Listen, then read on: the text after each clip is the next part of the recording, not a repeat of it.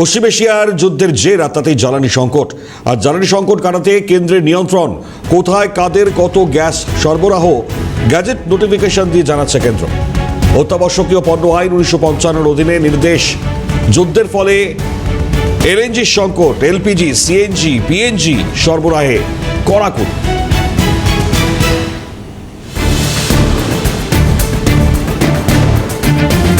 অগ্রাধিকারের শীর্ষে পাইপে রান্নার গ্যাস, এলপিজি, সিএনজি। সারের কারখানায় 70% গ্যাস সরবরাহ, চা সহ শিল্পক্ষেত্রে 80% সরবরাহ। 6 মাসের ব্যবহার নির্দেশিকা ইতিমধ্যে গ্যাসের তরফ থেকে বলা হচ্ছে।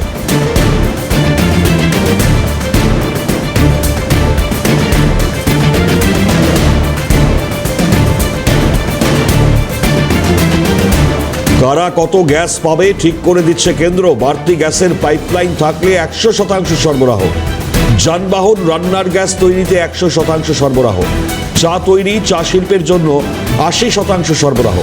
সার প্রস্তুতকারী সংস্থা পাবে 70% সরবরাহ। তেল শোধনাগারগুলিতে 65% সরবরাহ।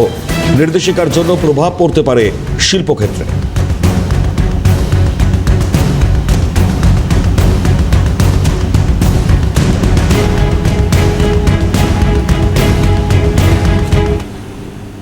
এই উদ্ভূত পরিস্থিতিতে জনগণকে শান্ত থাকার বার্তা দিলেন হরদীপ সিং পুরী। সরকারের গেজেট নোটিফিকেশন পোস্ট করে তার বার্তা। এক্স পোস্ট দেখাচ্ছি আপনাদেরকে। হরদীপ সিং পুরী, পেট্রোলিয়াম মন্ত্রী, তিনি যে পোস্ট করেছেন জনগণকে শান্ত থাকার বার্তা দিয়েছেন। সরকারের গেজেট নোটিফিকেশন পোস্ট করে তার বার্তা এমনটাই।